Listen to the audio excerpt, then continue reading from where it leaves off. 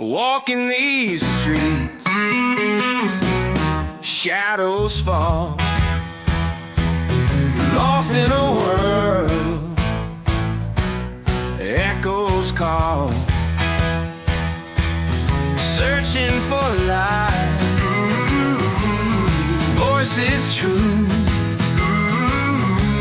St. James Church in the heart of the blue. Glorify God, nurture all, share the gospel, hear the call, that is what we do at St. James, breaking chains, singing new names. Well, welcome to our 75th anniversary conversations. We're here with Barry and Reta Boyer to talk to them about their experiences here at St. James. And they're just back from Florida. So you can see they got some tans here, unlike us here. So how did you become a member of St. James, and why did you join St. James? Well, we started at St. John's Lutheran Church on Gallatin Street back in 1970 after we were married. Okay. Of course, Rita come from the Quaker church. Oh, okay. So I was raised Quaker. I was not really happy, and we needed to make a decision on where we were going to go to church. Oh, okay. And so, like I said, I was not happy. I mean, I did. There had to be more than what I was getting at the Quaker church in Fairmount.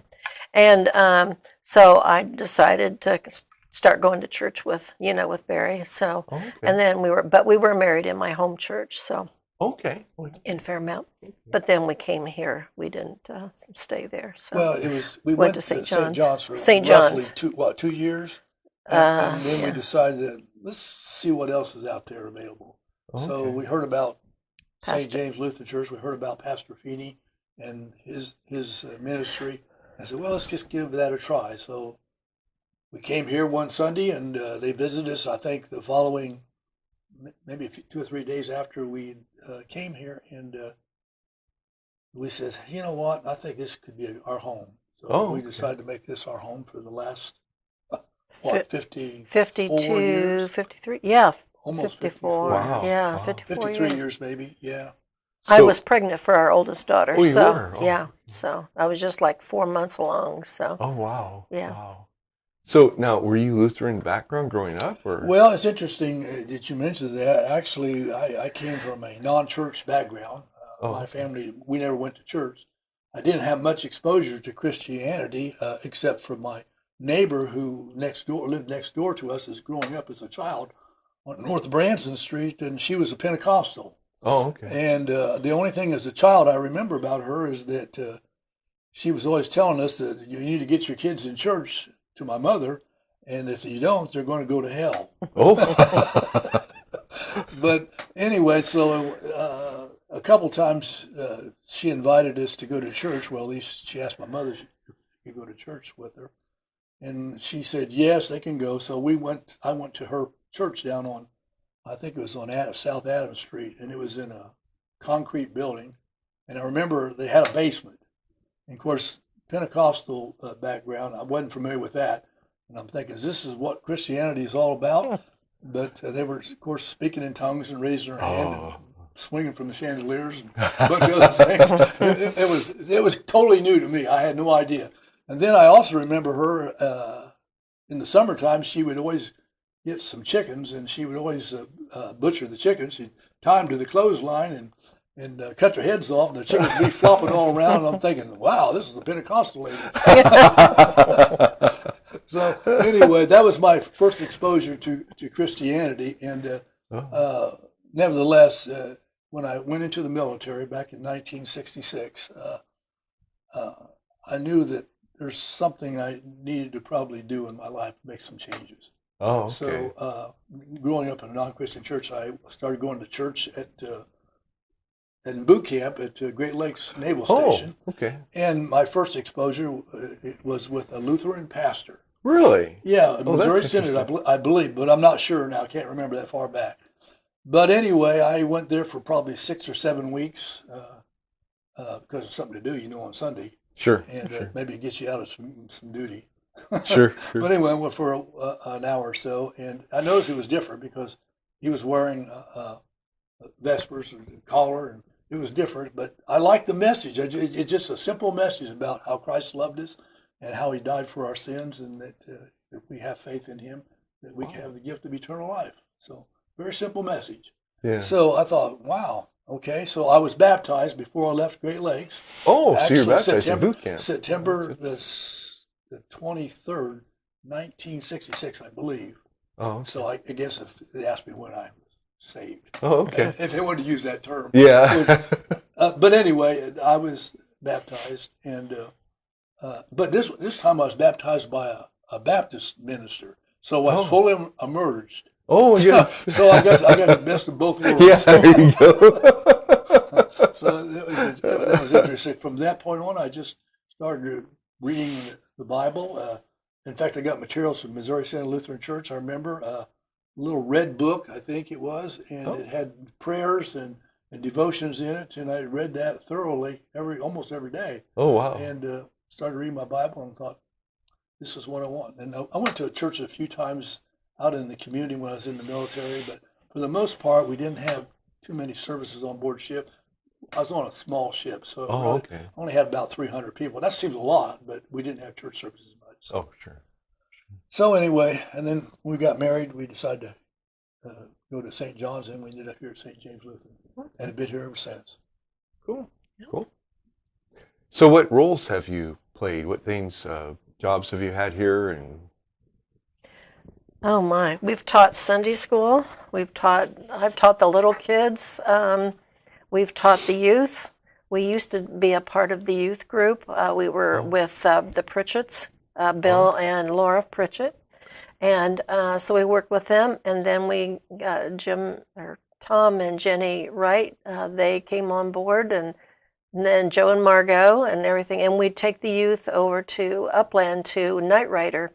And we'd take them for the weekend, and we'd play volleyball, and then have their meals and that kind of stuff was planned out.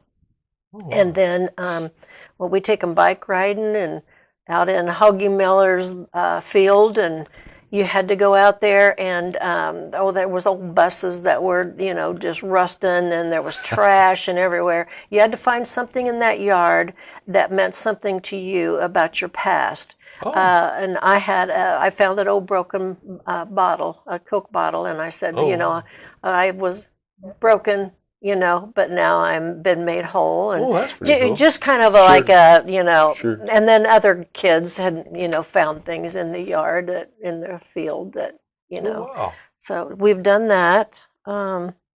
We've been on you were a lay minister. Yes, I was a lay minister for a number of years. I think even before we became elders, so probably a period of maybe 10 years or so. For some reason, I kind of walked away from that. I've been asked a number of times to come back. Yeah. Maybe that's what God wants. I'm not sure. We'll find out. He needs to. But I enjoyed that part of it, being a lay minister. And then, of course, I have a story about that too. But we'll probably get into that a little bit, some of the other questions. But so I did that, and see what else did we do? I was. We've been on the board of evangelism for a number of times. 50 some years. I was years. a director at one time for the board of evangelism. In fact, one day I was going through some records or some things at home, and I saw some of the things that I wrote for the Grapevine and things of that nature for evangelism. So it was interesting. But I've been a part of that. I've taught Sunday school class for both the adult classes as well as the men's group, which I'm getting ready to do another series here. Yeah, so I heard of So, sounds good. We enjoyed that, and I started for the single ladies. It was a Sunday morning. It was called. I'll think of it in a minute. Adam's Rib, no. Adam's Rib, I think it was. Oh yeah, that still exists. Yeah. That's the one that we started. Margot and I started it. Oh, okay. And it still exists, but it's been off and on, Yeah. But we started that with women. Several women came up to us and said, that they felt like they would like to be in a group with just single ladies, whether, Sure. whether through divorce or death or just, just the single. Yeah. So anyway, we started that, and then we've done the youth board, the board of fellowship. We used to have it was Margot and Jenny and her mother-in-law, Hilda Wright. Excuse me. We had like a women's group, and we had an intercessory prayer group. Oh. And so and in Fort Wayne, they used to have, it was called Day Away. And I think it was through WBCL. And the women would go there for like a couple of days, and you would have several speakers and lunch and that kind of a thing. And so we decided that we were going to do that. So for a couple of years, we had a day away here at the church. And we had a speaker that came in, fed them lunch, and the speaker was speaking in the morning and in the afternoon. So it was just kind of a nice little thing that, women could do. And then we had child care for them. And so we did that a couple of years. So That's cool. Yeah. We've been involved with the Nativity Walk a few times. Since we've been going to Florida, we've kind of missed that a couple times. But looks like we might be sticking around now, so that might be something we'll be involved with again. But, I've helped with VBS before, years ago. one of the interesting things that we've done is that we were involved in the Katrina trip for Metairie. Yeah, where's that? Yeah, it was Metairie. In New Orleans area, and that was an experience because we went with a number of people from the church here, drove down there, and he made a CD of the pictures that he took down there, and then put music. We put music to it. We need to. Wow. That would be something good to have for the 75th. I think if we can't find ours, I think Dave Aaron has one too. Yeah, so. as Dave Aaron said, I think we received more of a ministry from that ourselves than they did. Although I'm sure they appreciated some of the work that we did. It was even though it was in March, it was kind of warm and humid, and of course, unfortunately, we had to wear those mucking suits. Those looked like Ghostbusters or hazmat outfits, and I just could not do those things. I just couldn't put that mask and all that stuff on. So I said, "Hey guys, is there any other jobs that I might be able to do?" They said, "Well, we got to cut some trees down." So I said, "Let me have a chainsaw." So I took a chainsaw. In fact, I took my own chainsaw, if I remember right now, and I left it down there. But so I was cutting trees up with a chainsaw. I don't know which is more dangerous, using a chainsaw or probably wearing a mask. Yeah. Well, it's funny you talk about chainsaws and the Missouri Senate, with their relief agency, has the only book on how to operate a chainsaw that has went through doctrinal review. Really? Yeah, it's actually been doctrinally reviewed. Oh, wow. Well, there's some That's things hilarious. that you don't do. You don't get many chances with a chainsaw. It's a good way to cut your leg off. Yeah. Anyway. One of the ladies that we mucked her house, she was probably 80s, I would imagine, and she had a pile of clothes that we took out of her house, and they were as high as this ceiling. And tags still on them. And I think it was our last day, and we were done mucking at her house. And we all got around her and laid hands on her and prayed. And she was shocked. She said, "Nobody has ever put their hand on me and prayed for me. In fact, nobody had ever prayed for me or with me." Wow. And she was blessed by that. And then the next day at our tent, or where we were camping at to stay, our, what do you want to call it, camping area, she brought all the girls earrings of the fleur de lis, or whatever that is, the little symbol for New Orleans and the Mardi Gras and that. So she brought us all, and then she made everybody jambalaya. She made jambalaya for our group. So yeah, she was quite impressed. So Yeah. yeah. We got group pictures, so I Yeah, gotta we those need to get pictures some- out, 'cause we Yeah, got a that- number of pictures. That's Yeah. interesting. So that was my other job, was taking photographs down there. Right, Yeah. Being a right. photographer background, so. He took pictures. I cut hair of everybody, or not everybody, but several. And then Dave Aaron, he did some chiropractic work Oh, really? on those that had been mucking and their muscles were sore Oh, and that kind of sure. stuff. So Sure. yeah, Wow. but it was interesting. So we all Yeah, we had good fellowship that when we were Yeah. there. About we was there about a week, I think. Yeah, Maybe about a less, week. I'm not sure, but That's a cool story, yeah. I can remember too that I'm not a very sound sleeper. So the men were all gathered in this big tent sleeping. Well, unfortunately, I'm not a sound sleeper, and everybody was just snoring. And you cannot imagine when you get about 100 men in one I tent, bet. and everybody's snoring, and I can't sleep. So I said, I'm getting my stuff, and I'm going to go. I put my bed down in my car and slept in not my car, but in my SUV, and I slept out there. I couldn't do that. I mean, that tent was actually rising up in the air. You guys are snoring. he's not a snorer, so Oh, that's how so he yeah, noticed it. Yeah. So, but anyway, hey, got through it. That's all that mattered. So, Yeah. and it was a Right. great ministry. I was glad to have that experience. And for those who were involved with it, they probably would say the same thing. It was a great experience. Yeah. People are very appreciative and quite a ministry. Yeah. Got to know each other better because we weren't that close. Yeah, you were that close to it. Or sleep that There's close. no- So, are there any people that have stood out during your time here that have had an influence on you? Or? Well, a lot of people have already mentioned a lot of same people, but the Jim, McClure, Absolutely. and Dottie and Dwayne, and we had a lady that came here, and her name was Hilda Wright, and I mentioned about her Oh, yeah, before. yeah.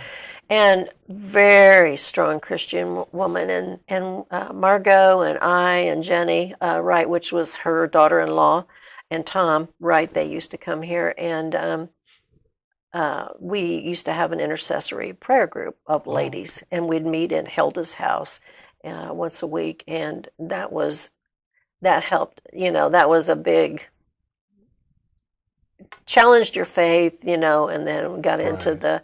how important prayer is and that kind of thing. So, Definitely. yeah. Wow. There's a lot of people in the church that we've Yeah, there's seen. a lot of them have no longer, well, they're with the Lord now, or have moved or such. But Bob Moore was an individual that I can remember a lot. He was of Wesleyan background, however, now he's in the Lutheran Church, and he's actually, I'm not sure what they call that, but you're not ordained, but you're called by the church to kind of be well, it's more than an elder. Is it deacon or? Yeah, I think so. But he yeah. actually preaches sermons, and he has okay. a church service in a trailer park down in Florida. Oh, So okay. yeah, And then he has a church, so And he's he has got a two church, yeah. churches. Oh, okay. Yeah. but so- we've become good friends. We've met him a couple of times. We were down there in Florida, and of course, Crenshaw, Jim Yeah, Crenshaw. Jim Crenshaw. He's since passed. He was a great friend, and has always been a long time friend. He's passed away a few years ago, and he was involved in our evangelism program that we had when we first got started here, the Kennedy program. Oh, I okay. think it was called, and you go out and ask a couple of questions, find out where Yeah. people were kind of spiritually, and you go on from there, and then you present the gospel to Sure. them and share the good news of Christ. And so I guess that brings back good memories when we think about all those times that we go out. Now, I know in this day and age that might be difficult to do. Yeah. Because yeah. A Kennedy, cold turkey or going to some people's houses and in the middle of the night in the wintertime. Yeah. And, Yeah. and sometimes two men would show up at somebody's house, and or usually we go out in pairs or two people, and sometimes it's mostly a husband and wife, but make it less threatening, I guess, to people. Yeah. But today that might be difficult to do. Now we did have leads. I Yeah. mean, people had come to our church, so we would call on those people, and Oh, okay. it was. But I can remember talk funny things. I can remember one time. This is probably back in the early '70s. can't remember who I was with. It was either It was Jim Crenshaw or Lee Reynolds. or it might have been. It doesn't make any difference. Well, anyway, I can't remember who I was with. But, so we went out on this call, and it was a winter night, and it was cold, and we went to this one house, and I can't remember, it was a lead or whatever, and we went to their house, and he invited us in. I noticed that he was somewhat an older person, elder. Of course, today he'd be my age probably, when I think I was probably in my 30s back then. So went to us inside, we sit down, and we talked to him for a while, and after we'd finished, sharing about our church and Christ and the part that he plays in our lives. And then he asked us he said, I don't have a car. Would you guys be able to take us to the grocery store? It was a drugstore or someplace. And I said, well, yeah, I guess we could do that for you. So, so he went out to the car. We went out to the car, and he got in the back seat, I remember. And as I noticed, he was a little bit feeble. So he got in the back seat. And I said, I don't remember if I said, are you in or what? But I thought he was in, so I closed the door and I closed it on his leg. Oh. And I said, I am so sorry. I bet that hurt. He said, oh, no. He said, I have a wooden leg. I didn't know what to say. Back then, I guess it might have been wooden back in the 70s. Yeah. Probably artificial. But anyway, I remember that incident. I'll probably never forget that. But that's funny. Might have been Bob Moore I was with. I'm not sure. I don't know. But anyway, that was one incident I remember. And then I remember, I think it was Bob Moore. We went on youth board.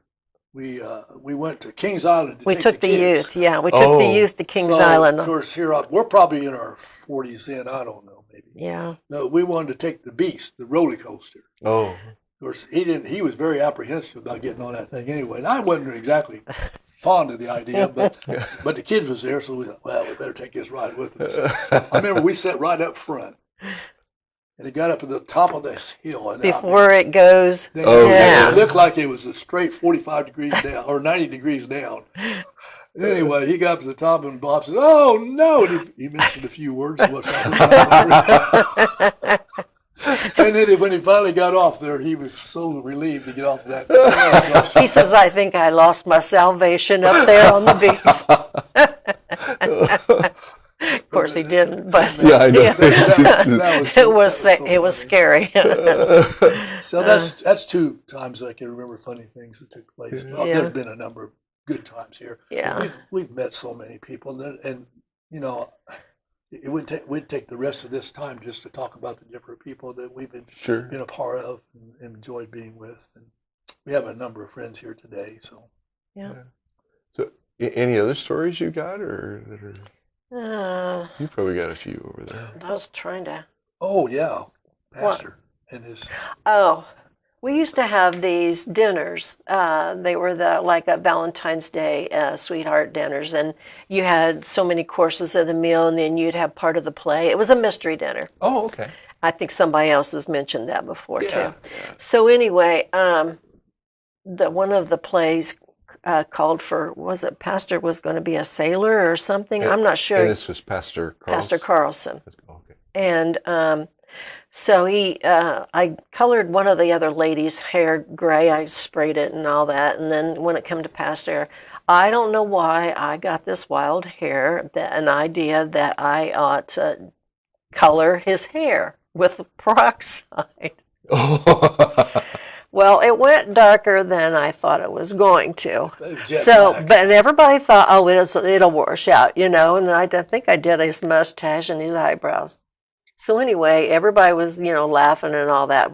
Come Sunday morning, he gets his robes on and he's headed down the aisle. He turns around, and his hair's black and his beard's black and his eyebrows are black, and everybody goes. Well, Carol wasn't real happy about that. Carol's still mad at me. In fact, I saw her at one of the funerals here, and she said, I'm still mad at you. Not really. But anyway, so then I had to work to get all that black hair out, and we were cutting it, and Oh my goodness. But we've had a good laugh over That's that. pretty funny. Many. So don't worry, I'm not going to color your hair. Right. I will not color your hair. I will not get wild or anything like that. So I promise. Well, one of the other things that Rita did, and she hadn't done this for a number of years now, but she used to be what they call the church lady.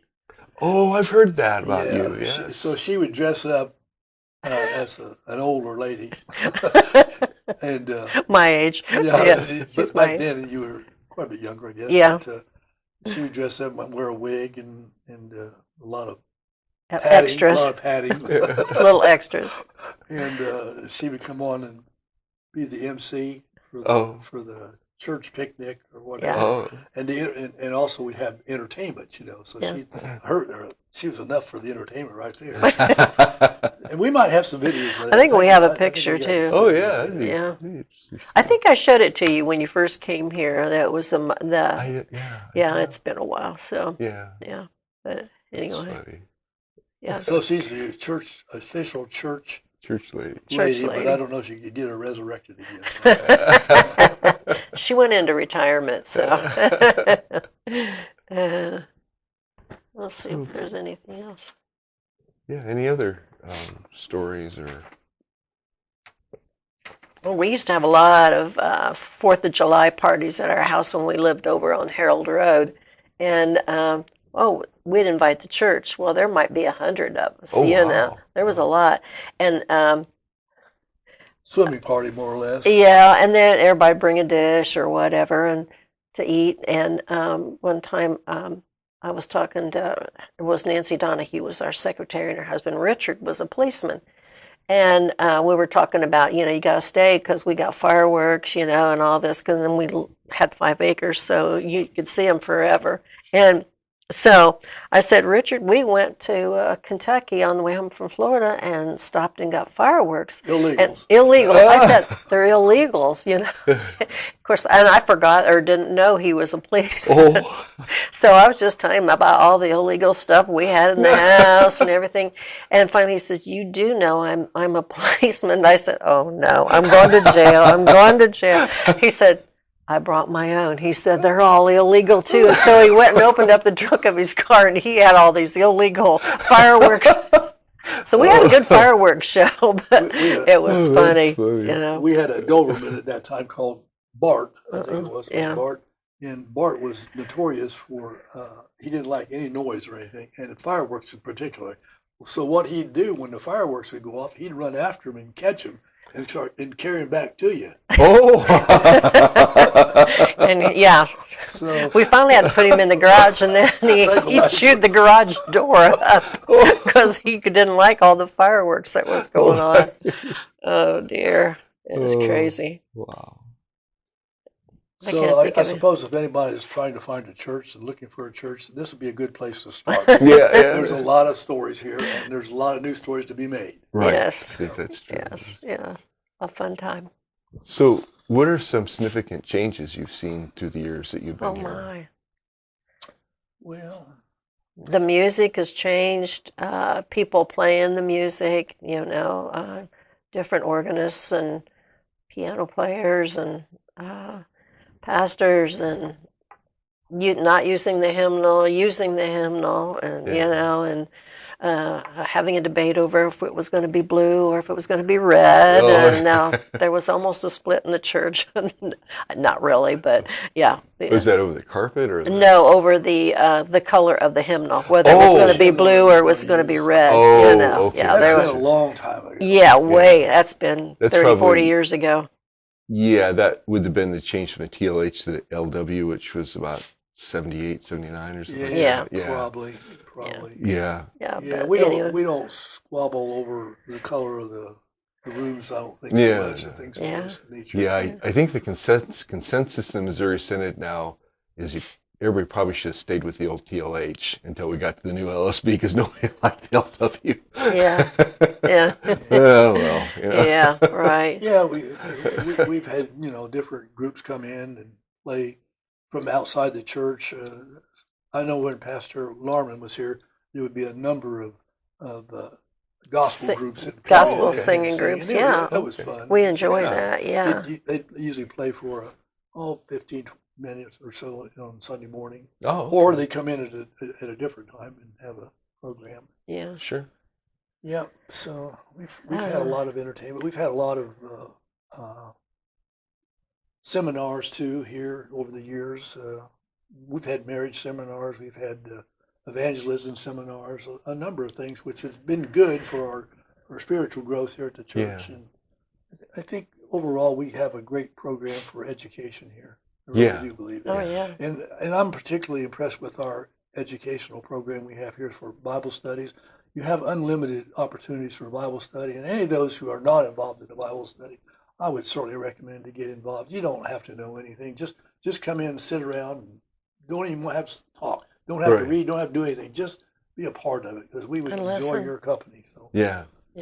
That's very true. There's a variety. But that's how we grow here. Is we read the Bible, we study the Bible, we interact with each other, we tell our stories, and we just have a good time with it. I think we learned a lot if we didn't have, and we've been to Sunday school ever since day one. We've been married. We always go to Sunday school. Sure. That's just what we do. Our girls went. That was there's no questions. Are you going? Yes, you are. But I think being in Sunday school, you get more friendships and you talk more and you find out about others and you find out, what's in the Word and that kind of a thing. And, I get definitely from the sermon, but I think that's where you get your friendships where you, and you can ask questions and why, and what, and that kind of a thing. Well, sometimes we think that we're the only ones experiencing certain problems in our lives, or we're having family issues or whatever's going on, but you find out that everybody's having the same issues usually. Yeah. Just different kinds of issues. But you can relate to them and you can support them and pray for them and, encourage them to. Yeah. I think that's what fellowship's all about, encouraging one another. And your friendships. I remember this used to be the kitchen.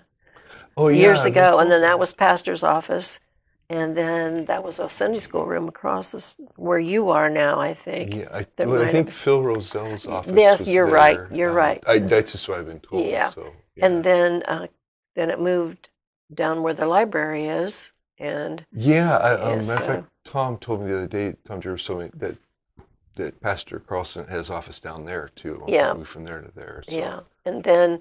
I don't know how we ever did it, but we'd have Easter breakfast, and that fellowship hall would be, that little tiny fellowship room would be packed, and we grew so much we had to start putting the food out in the hallway, and then you sat in the fellowship hall to eat because used to we'd put the food and the people in there but we grew, and then of course then we added on to the back part of the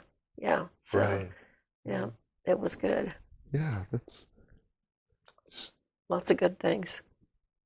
So we're glad you're here too now. Oh, I'm glad to be here. Yes, we are. We're glad. Our congregation. Yes. So, how has St. James impacted your faith walk? We kind of talked a little bit about that. Yeah. Well, tremendously. I suppose without this congregation, without the membership here and the different people that we met, I think we made a lot of headway here in our faith. We've grown a lot, matured. Hopefully we've matured and become more Christ-like in our thinking. And I think this congregation is really noted for the fact that everybody chips in, everybody helps. I don't think there's a congregation probably out there that, as small as we are and our age category, I think we do a great deal for the community and for our people here at St. James to grow. Yeah, I'm always impressed at when, like, for instance, we have cleanup after VBS or Nativity Walk. And, I mean, you look at the amount of work that's got to be done, and people show up to help take down. And that I know me and Tom Jervis look at each other and go, oh, my goodness, because, like, we're going to be here all night but people do. They show up and they take down and they set up and people do. I thought it was interesting. We had a really cold, freezing night just recently here. I mean, it was bad. And we had a Wednesday night program, and I didn't think anybody was going to show up, and we had like 35 people show up. And Wow.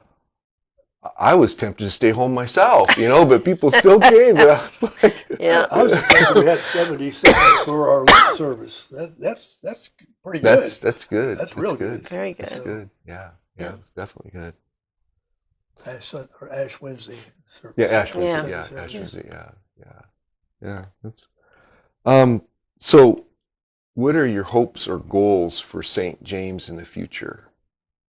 Well, I think perhaps like everyone else, we want to see growth. We like to see not only in our older people to grow, which at some point we're going to be with the Lord. Right. But so we need to encourage younger people to come here. We'd like to get younger families, and because we want this to continue for a while. Because we had a good time as young people here. Sure. Mm-hmm. We'd like to see other people have the same experience that we've had. And how we're going to go about doing that, I guess we just got to educate the public out there that there are other churches in here besides Baptists and Wesleyans. There are Lutherans here in this community. Yeah. We're the only Lutherans here, I think. Yeah. So We're not so odd. We're pretty friendly. Right. Well, and I think having the school at one point, and us being here, and where we have a good outreach programs that we do all the time with evangelism and everything. I think our name is out there. So it's not like, well, where's that? No, people do know the congregation. Yeah. So. Very much. Of course, I suppose the community, for the most part, there's a lot of unchurched now in Marion, like every other community. But we had to figure out how to reach these people and invite them. I guess the best way to invite them is just invite your friends, right? And hopefully they'll show up with you some Sunday morning. Yeah. And we've had a lot of that, people bringing friends and stuff like that. And so yeah. I think St. James has a bright future. I really do. I think it's a great congregation. It's a very positive congregation. Mm-hmm. Lots of loving the Lord, and so and sharing, and the good news of Jesus Christ out in the public and everything. So Sure. Yeah. Well, is there anything I didn't ask you, or anything additional that we didn't get to? Or? No, I guess our heart is that we will continue to be here for as long as Lord will, and that we do see new people coming in, and our congregation continues. Right. So what about you? Are you happy here? Are you? Oh yeah. I mean, we're really happy here. Good. I mean, it's been interesting. I know. The adjustment for me, of course, is automatic, but it was a good adjustment for, I think, Darla. She really likes it here. Good. Likes the ladies here and everybody. She's Great. working in the sound tech area now on Sundays, and Good. Charlie, he's on the board doing all of the paraments. He changes the paraments. He was on the group that's buying the new paraments. We're going to get all new paraments pretty soon here, but he was on the board helping design those and put those in. And he works sound and that, and he's here all the time. He comes with me at 5:00 in the morning on Sundays. Oh my goodness! He's here both services, works both services. He's here during the week, making sure everything's set up. Probably the ladies will set up community, but he'll put it actually in place on Sunday morning when he comes in. And wow! Yeah, so he's my advisor, always telling me what I'm not doing correctly or what I should be doing, and so So we like it here a lot. Good. I mean, it's a great We place. enjoy having you here. I think you've been a real asset to our thank you. church. Yes. Thank you. Yeah, Very- it's fun. Yeah. Your family's a blessing. Okay. Yep. So All right. Well, thank you for coming in. Thank you. And thank you for spend asking time us. with us. Yes. And we will see you next time. Peace out. Walking these streets, shadows fall, lost in a world, echoes call, searching for life, voices this is true. St. James Church in the heart of the blue. Glorify God, nurture all, share the gospel, hear the call. That is what we do at St. James, breaking chains, singing new names. Pushing through the night, feeling small, seeking the answers stall. Windows of gray, stained with hue, where mission shines through. Glorify God, nurture all, share the gospel, hear the call. That is what we do at St. James, breaking chains, singing new names. Heartbeats pounding, truth revealed. In the silence, wounds are healed. Faith in motion, spirits move. In this place we find our groove. In the dark streets, hope we find. Unity glowing, love unbind. Hands reaching out, lifting high. In St. James, we never die.